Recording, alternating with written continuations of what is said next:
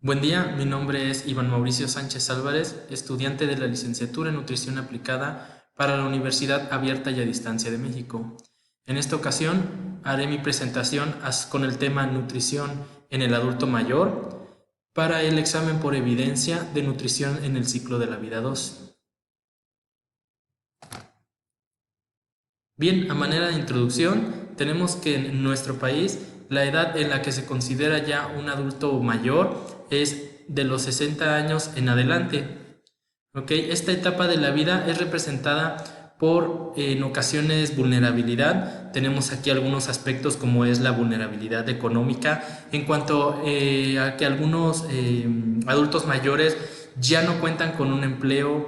En el caso de no contar con alguna pensión que los ayude, aunque sea de una manera poca, ya no son posiblemente contratados, entonces tienen ya problemas económicos. Tenemos otro factor como que son las patologías. Algunos de ellos, quienes no hayan cuidado a lo largo de su vida su salud, presentan enfermedades como lo que son diabetes, hipertensión, fallas renales, todas ellas agravadas un poco más en la etapa adulta. Son personas que, bueno, también se hacen ya más dependientes, algunos de ellos por las mismas patologías, cuando pierden, por ejemplo, la visión, algunos de ellos tienen problemas con la memoria, entonces sí se hacen un poco más dependientes de sus familias o a veces de personas encargadas. También de su entorno social. Por un lado, hay algunos que entran en episodios, por ejemplo, de depresión, entonces tienden un poco a estar más en casa, a encerrarse, ya no salen tanto con otras personas. Y por otro lado, pues bueno, también su situación conyugal. Algunos de ellos ya no cuentan con la pareja con la que habían estado, tal vez por fallecimiento o por otras situaciones. Entonces se suma todo eso un poco más a factores que pueden llegar a afectar también la nutrición.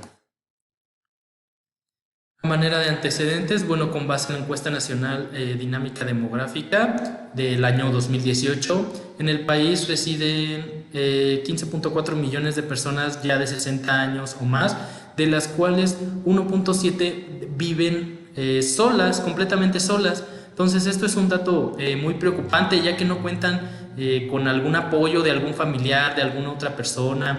En muy raras ocasiones los apoya algún vecino, pero aún así no es lo mismo, no se hacen cargo de ellos, no, casi no los ven todos los días. Entonces sus condiciones de vida, pues bueno, también tienden a ser un poco más precarias. Otro dato de antecedentes, bueno, aquí tenemos este gráfico de la población de 65 años o más. En este caso, en el año 2017 representa el 6.8% de la población.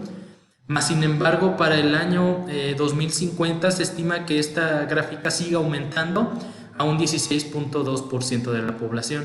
Entonces sí es un poco más preocupante, ya que por un lado, pues bueno, tenemos adultos actualmente que padecen patologías y que posteriormente van a formar parte de esta cifra de adultos mayores, más sin embargo van a ser adultos mayores en mayor riesgo, ¿no? Ya sea por sus patologías o por su entorno social. Bueno, ya empezamos con un poquito de datos, en este caso el IMC en el adulto mayor. Bueno, se calcula el índice de masa corporal, que es el kilogramo sobre la talla en metro cuadrado, casi como en el adulto mayor, más sin embargo aquí los índices cambian. En el caso, por ejemplo, de el resultado numérico entre 22 y 27, sería ya un estado normal, a diferencia de lo que es el adulto mayor. Menor a 22 sería ya un peso bajo, que es donde debemos de tener más cuidado, y en raras ocasiones un número 27 o 32 ya sería un sobrepeso. Tenemos lo que es la pérdida de peso en el adulto mayor. Aquí pues bueno, tenemos lo que es la relación masa-grasa y masa muscular. Sabemos que en esta etapa de la vida el adulto mayor llega a presentar una pérdida natural ya propia de la edad, debido a que pierde un poco de masa muscular, más sin embargo también gana un poco de masa grasa. Entonces aquí debemos de tener mucho cuidado en lo que es la actividad física. Otros factores de pérdida de peso llega a ser la sarcopenia, debido a la actividad física, como lo mencionamos. Algunos de ellos ya llegan a ser totalmente inmóviles, gracias a que, pues bueno, pierden su autonomía, ya necesitan algunos de ellos ayuda para caminar, ayuda para trasladarse totalmente porque están postrados por alguna situación. Entonces eso va haciendo que el músculo vaya perdiendo tono. Tenemos en el caso de la desnutrición, pues bueno, una dieta inadecuada, vamos a hablar de ello posteriormente, cosas que ya no pueden consumir, ya no quieren consumir por falta de piezas dentales y otros aspectos. Asimismo, lo que son las patologías, la diabetes mellitus 2, que sabemos que de por sí tiende a reducir un poco de peso, sobre todo cuando está descontrolada, hipertensión arterial, o algunos que presentan falla renal también. Conocemos que la dieta es un poco más estricta, un poco diferente, entonces sumado al consumo de proteínas que no consume normalmente el adulto mayor, entonces ahí tenemos a perder un poco de peso. Pasamos a la parte de la alimentación en el adulto mayor. Tenemos por parte de los macronutrientes, bueno, en esta gráfica nos presenta que para el adulto mayor la proteína tendría que ser entre un 12 al 15% de la dieta, los hidratos de carbono entre un 55 a 63% de total de la dieta, mientras que los lípidos pasarían a ser de un 25 a un 30%. También tenemos los ácidos grasos saturados, que aquí sí debemos de tener un poquito de cuidado, deben de ser menor al 7%. Tenemos ácidos grasos poliinsaturados del 6 al 10%, y importantes también los omegas 6 y 3, en el caso de los 6 del 5 al 8% y los 3 del 1 al 2%.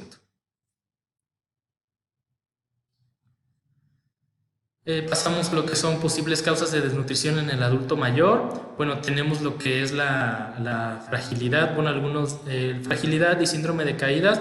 Bueno, algunos de ellos son temerosos, ya no gustan de levantarse, de pasar, por ejemplo, del sillón a la mesa. En el caso de la fragilidad, algunos de ellos ya no tienen fuerza, por ejemplo, para levantar alguna cuchara, el plato, si es que ya está servido. Entonces sí, todo esto empieza a generar en ellos un poquito de estrés y de miedo de que ya no pueden realizar las mismas cosas, entonces dejan de consumir alimentos. Lo mismo pasa por la polifarmacia, polifarmacia, perdón. Algunos de ellos ya de tanto medicamento sienten que ya no tienen hambre, sienten que ya comieron mucho, no tienen ganas de comer. Y por último, pues bueno, también como lo hablábamos, las úlceras por presión o la inmovilidad de todos aquellos que ya están postrados en una silla, por ejemplo, en un sillón, y que necesitan ya de ayuda para moverse. Tenemos lo que es la conducta durante la alimentación.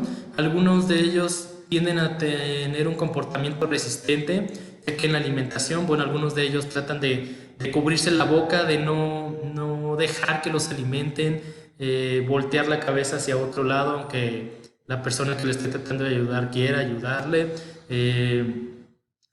Tenemos otro como es la incapacidad de procesar la información sensorial. Algunos de ellos ya propias de la edad ya no reconocen los sabores, el olor, sienten que es otra cosa, les disgusta, entonces igual dejan de lado los alimentos, el comportamiento selectivo, bueno, igual propio de la edad, las papilas gustativas ya no reaccionan igual, ya no detectan tanto el sabor. Entonces muchos de ellos lo que hacen es agregar más cantidades de sal, más cantidades de azúcar, porque ellos ya no lo sienten. Entonces sí debemos de tener cuidado con lo que es este aspecto. Y por otro, la disfagia orofaringea, que tienden a tener cuando están consumiendo algún alimento esa sensación de atragantamiento que les genera miedo. Entonces lo mismo evitan obviamente consumir alimentos. Algunos llegan a preferirlos mejor en papilla para evitar ese miedo, pero muchos de ellos a veces por vergüenza ya no lo piden o dejan de comer totalmente. En el adulto mayor tenemos lo que es un requerimiento hídrico. Se recomienda el consumo de agua entre 1.5 y 2 litros de agua natural. Algunos de ellos lo llegan a consumir combinado con lo que son, por ejemplo, tés. Tenemos que algunos de ellos presentan problemas como la incontinencia, que genera miedo. Algunos de ellos por no ir al baño si es que están inmovilizados, o porque ya el mismo cuerpo no puede retener la orina completamente, a veces tienen algún goteo. Eso les da miedo y les da un poco de vergüenza, sobre todo con los familiares. Entonces, por esas situaciones el paciente geriátrico deja de tomar agua, y es algo que debemos de combatir. Por otro lado, pues bueno, ellos también pierden la sensación de sed, un poco la sensación de sed. Entonces sienten que aunque no hayan tomado agua todo el día, no tienen sed y por eso no toman agua. También es otro de los casos que debemos abatir. También tenemos ya lo que son las recomendaciones, en este caso recomendaciones para la alimentación. Vigilar lo que es el consumo de sal, azúcar y fibra, en este caso sal y azúcar como lo habíamos mencionado, ya que tienden a aumentar un poco las cantidades, y en el caso de la fibra, debido a que algunos de ellos presentan lo que son estreñimiento, debemos de recomendar dietas altas en fibra si es que las pueden consumir. Por ejemplo, en el caso de una manzana, si la puede consumir con cáscara, sería muchísimo mejor, ya que aporta cantidad de fibra. Tenemos que vigilar también lo que es la hidratación, como lo habíamos mencionado, todos estos factores que afectan que el propio paciente geriátrico deje de tomar agua por sí solo o simplemente se le olvide. Evitar ayunos prolongados, esto es primordial. De igual manera, muchos de ellos ya no consumen o se levantan y pasan mucho tiempo por evitar la sensación de hambre, pasan mucho tiempo que ya no consumen alimentos. Entonces sí tenemos que evitar, por ejemplo, episodios de hipoglucemia. Aquellos que son diabéticos son mucho más importante que eviten los ayunos prolongados. Adecuar la consistencia de la alimentación en papillas o picado fino, igual ya lo habíamos comentado, es súper importante que el paciente geriátrico, pues bueno, o el adulto mayor, no deje de comer por ningún motivo, porque esto puede llevar obviamente a una desnutrición, pero sí tener paciencia o cuidado en preguntarle cómo él prefiere los alimentos. La consistencia es primordial. Si él, por alguna cuestión de piezas dentales, ya no puede masticar totalmente, preguntarle si lo preferiría mejor muy picado, picadito fino. En el caso de las pérdidas total de las piezas o por esta sensación de atragantamiento, si prefieren realizarlo en papillas, también sería válido preguntarlo y realizarlo. El chiste es que no deje. Más sin embargo, hay algunos pacientes o adultos mayores que han perdido la totalidad de sus piezas, pero piden que su alimentación no sea en papilla porque les gusta la sensación de masticarlo, aunque sea las encías, aunque sea con las encías. Más sin embargo, sí hay que tener nada más cuidado que no sea algo que las pueda lastimar en su totalidad, que sea algo muy suave y que sea algo que les agrade a ellos. Y esta situación es algo que les agrada a ellos y facilita el hecho de que consuman los alimentos. Creo que sería una muy buena opción en cuanto a la alimentación del adulto mayor.